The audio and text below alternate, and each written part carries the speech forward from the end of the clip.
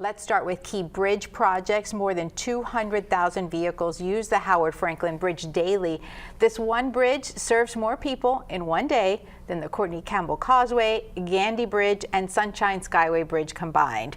The expansion of Howard Franklin started in 2020. So Secretary Hall, I'd like to start by asking you which phase we're in and what can we expect? So everyone can see the big bridge has come out of the water, so it's really cool. Right now what we're working on is demoing the old bridge, the 1960s bridge, and we're finishing up the express lanes, which will be part of a big connection between downtown Tampa and downtown St. Pete, and finishing the multi-use trail on the bridge. What is the capacity that we now have after the first phase, and what is ultimately the capacity that we want once it's completed, the whole project? So the ultimate capacity will be about a 50% increase on the bridge. Right now what you're seeing is about the same number of lanes that we had before, but with wider shoulders to provide better access for emergency vehicles anytime there's a crash. Right. What are some of the challenges that you all have faced during the construction of the Howard Franklin? Well, building a bridge in the water in hurricane season, anytime we've got to pull the barges off, we put them together. It's about 11 acres when the barges are attached together. And the other thing is chert. It's a rock down at the bottom of the bay. It's harder than granite. Didn't even know that existed in Florida, but it caused a real problem for us and challenge on the job. Wow. So the original Howard Franklin is a very old bridge. It dates back to the 60s. The equipment and the materials that were used then and now are very different. Vastly different. Talk to us about the steel.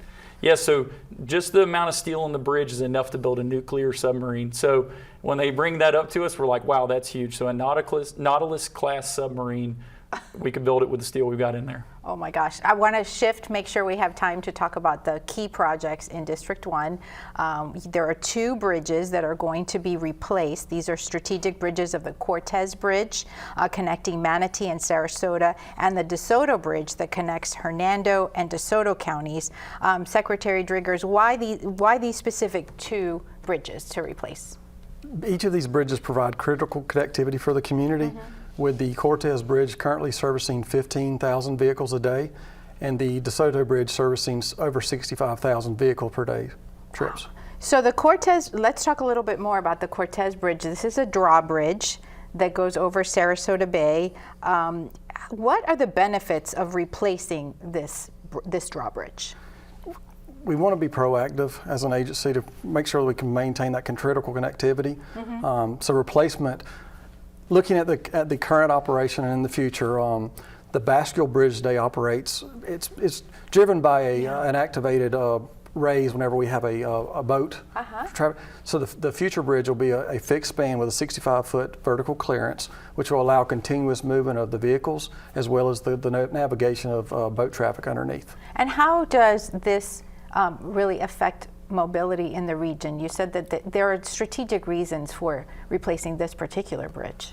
Yes, the bridge today is because it's a Bascule bridge, it's very high maintenance costs and the operation costs as well. So from a long-term longevity, we'll reduce that long-term objective, and then we'll also, because we're not impeding traffic on the bridge because of boat navigation, it'll allow continuous operation for both modes of travel. You've used the word Bascule. What does that mean? Bascule is a type of drawbridge, so it's activated by an individual, there on the bridge monitoring 24/7 as the boat cues the operation of the bridge, and individuals having to raise and lower that bridge. So the new replacement bridge will eliminate all of that. Absolutely, it'll be a fixed span with a 65-foot vertical clearance to allow continuous movement of both operations. So tell us about the DeSoto Bridge.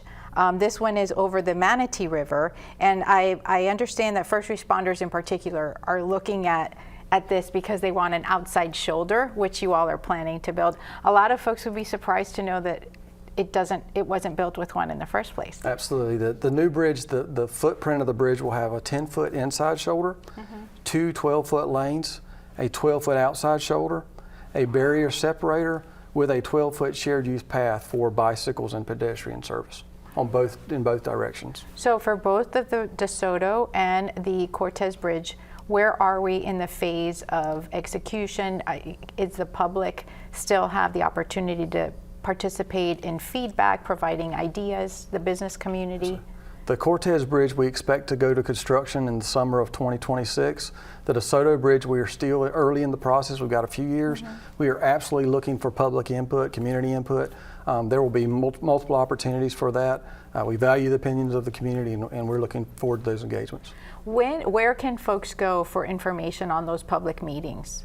Our website, southwestfloridaroads.com, SWFLORROADS.com. Yeah, we'll put it on. Well, so folks can go to the website for information on the dates and times and the locations of those public meetings. Absolutely, not only for these two bridges in particular, but also other projects of interest. Yeah. It's a great opportunity to access information on our road projects.